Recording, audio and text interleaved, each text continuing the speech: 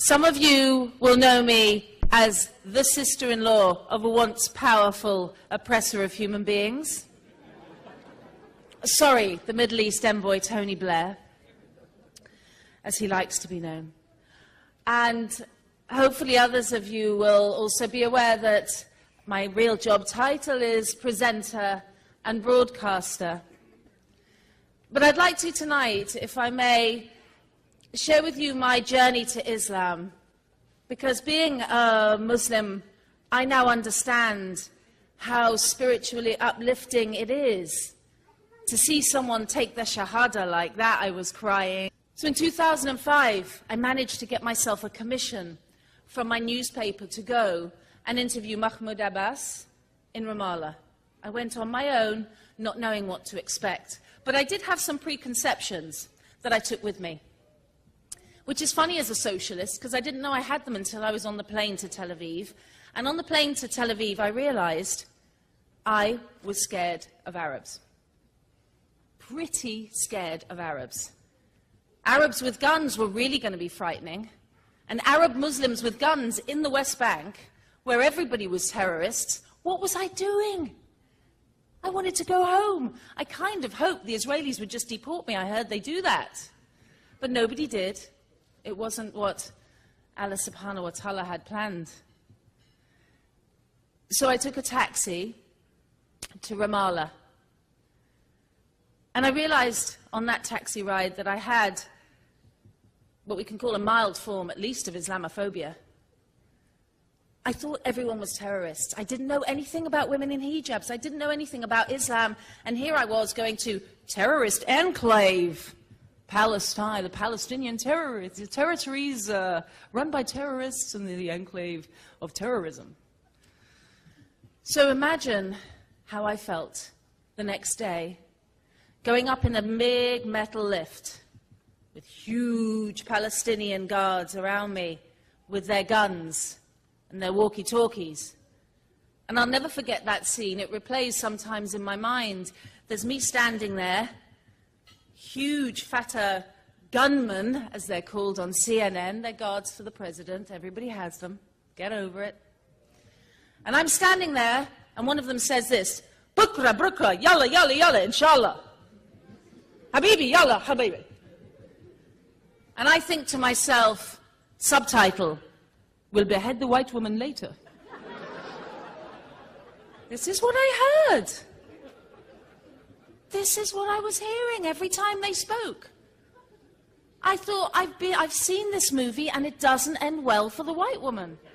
It's not good. What am I doing here? It took me a little while, maybe about 5 days in the West Bank, for all of that to be gone. I was walking down a road the next day in Ramallah without a coat. The Israelis had kept my luggage, as they do when they find out you're going to the West Bank. It's very common. So I only had a kind of shirt on, and I was walking around going, wow, look at this place.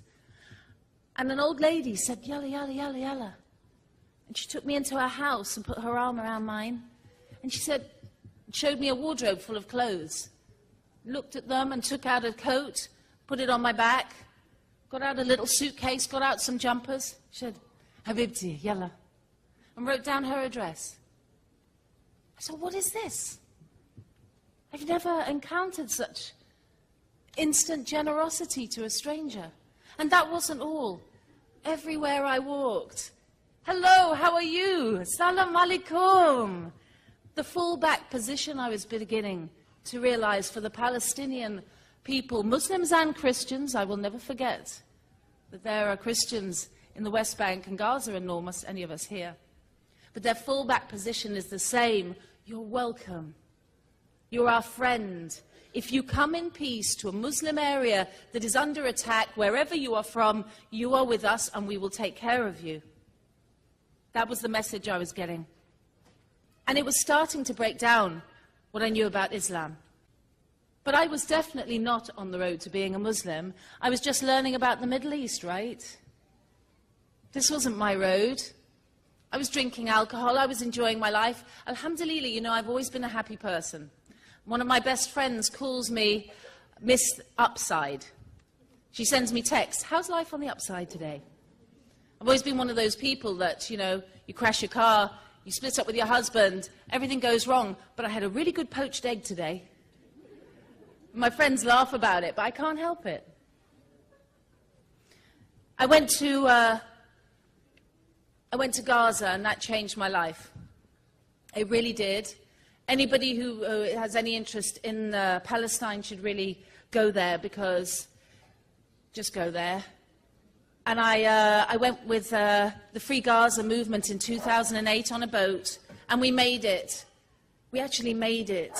The first people in 41 years to sail from the outside world to the coast of Palestine. Can you imagine how that felt? And I wasn't even thinking about it. Something in me was just making these decisions. People were saying, you could die, it doesn't matter, I can't let people live like that. You could get attacked, it doesn't matter, there's kids starving, haven't you seen the news, don't you understand? Every single person, there were 46 people on 2 boats. Only 3 of them Muslim. Not because the Muslims weren't interested in going, but because we wanted to make a statement that white people care, and also we were less likely to die if we weren't, guess what, Turkish and Muslim. Think about it. Think about what happened later on. So we sent white people from Europe and America, people who wanted to go and show solidarity and just help.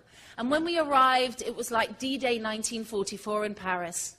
Kids swimming up to the boat, tens of thousands of people lined. They thought we'd come to save them, but not enough of us came. I stayed there for a month. And I want to say right now, thank you very much, Israel.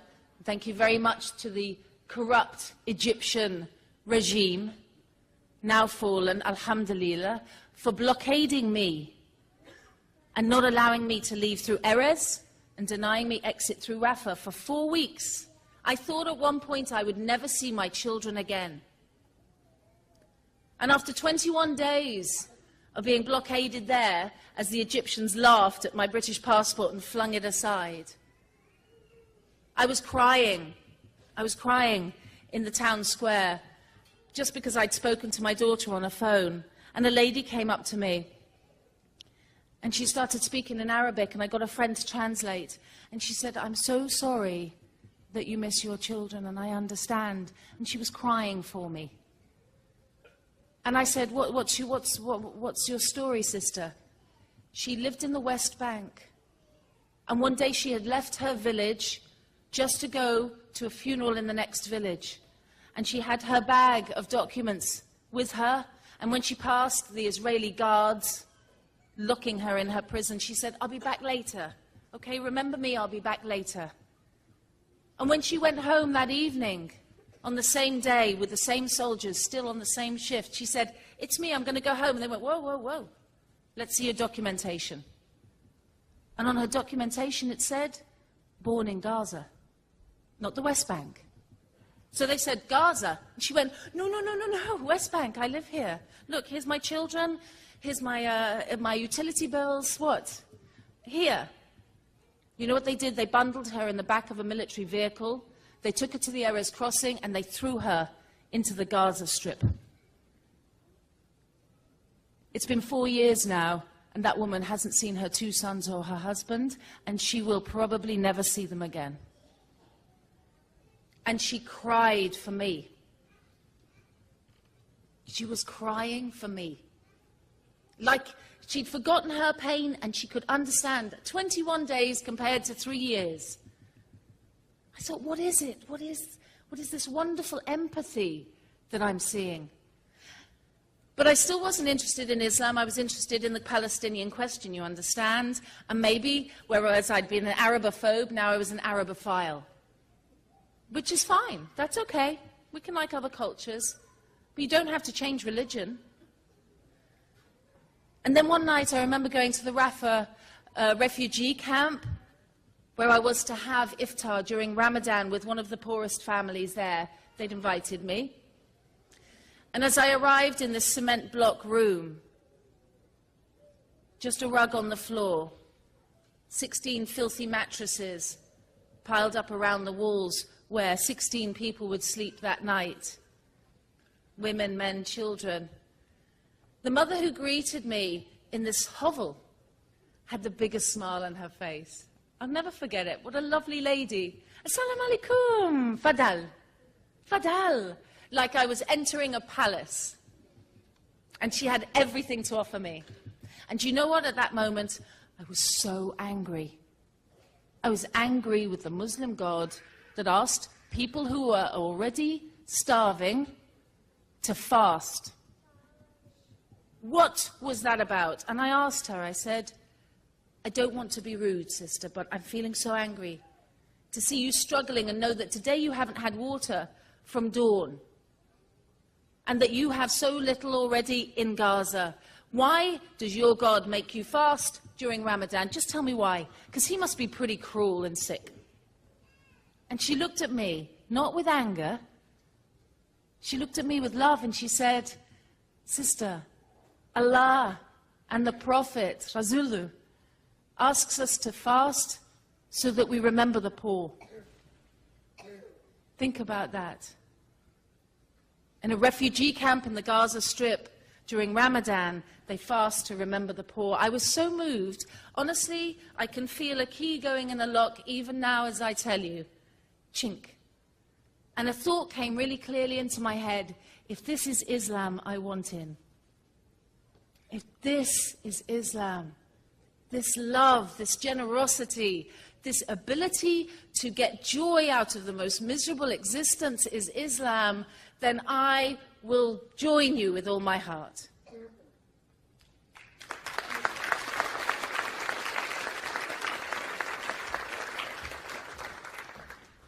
Part of everybody's journey to Islam is dawah. How do you hear the words from the Quran? How do you hear the words from the Sunnah? I was still not looking for Islam. I put that thought away. And when I got back home, I was taking taxis because I gave up my car. And the taxi drivers were in North London. They are Somalis and Eritreans. And brothers and sisters, I respect why Islam, but I'll tell you, Somali taxi drivers are lethal at dawah, man. They are lethal. You can't get in a cab and just say hello. They're like, as the Prophet once said to his wife, Khadija, and you leave with a hole. You've got a whole journey there. I learned from Ahmad and Muhammad and Abdul, who used to drive me around, that heaven is beneath the mother's feet. You've heard that one, I'm sure. And how the Prophet, peace be upon him, answered a request about who should be respected in the house, the mother, and then the father. All of this dawah. Somali and Eritreans. And you know what else really got me about them? They were all very humble men, shy seeming, and they worked 18 to 20-hour shifts to send money home. And then they'd work extra shifts to make sure that their children had what they needed and to make sure they could go to a half-decent school in a half-decent area. And they loved their families. And I thought, do you know what? I don't know a single non-Muslim right now who's looking after his family like this, and I didn't. Not one man could I think of outside the Muslim community in London who was looking after anyone but his wife and that one child. They weren't looking after their mothers, their fathers, their uncles, their aunts. Psh, do it yourself. Go and get a job. If you're a grandparent, go into a home. But these Muslims were looking after each other. I started to feel this love building in me. And then I went to Iran, and I was working there for Press TV, reporting on the Al-Quds Day rally, and I went to a mosque. And the final thing fell into place. Because I'm an emotional person, it was never going to be, first and foremost, an intellectual journey. My journey to Islam was going to be one of emotion. And I sat down in a mosque one evening, and I just prayed naturally. I said, Allah, thank you. You know what? Thank you. I could cry thinking about that after what I've just told you. Because remember, I was the center of the universe. I was the one who was making things happen. And I didn't need to thank God, right? Because I was so clever and smart. And I sat there in that shrine and that mosque, and I said properly, thank you so much. You know what? I don't even need to ask you, not for one tiny little thing. Just thank you for this wonderful journey you've put me on, and please remember Palestine. And I felt a shot of pure emotional joy that sat me down on that floor for I don't know how long. Was it half an hour and a half? I have no idea. I couldn't move. I was glued to the spot with joy and calm and serenity. And that night, I slept on the floor of that mosque. It was a pilgrim's night, so other people were visiting and they slept there as well. And in the morning, they called Fajr, and I prayed. And in my heart, all of the anxiety, you know that train of thought you have, that list you have. You wake up in the morning, what am I going to do today? Clean the car, sort out the kids, buy the shorts, work, That list had gone. And I'll tell you what, brothers and sisters, alhamdulillah, it hasn't come back. I don't have that anxiety anymore. I just do things, and I pray, and good things keep happening, and I keep seeing the world through new eyes. And Allahu Akbar, I just want to say thank you to Allah very much for setting me on this path I didn't know I was on. And may I do good and work for your community as the wonderful people of Iqna are doing. And I support their efforts. If there's anything I can do to support you, may Allah help me to do that. Allahu Akbar, thank you.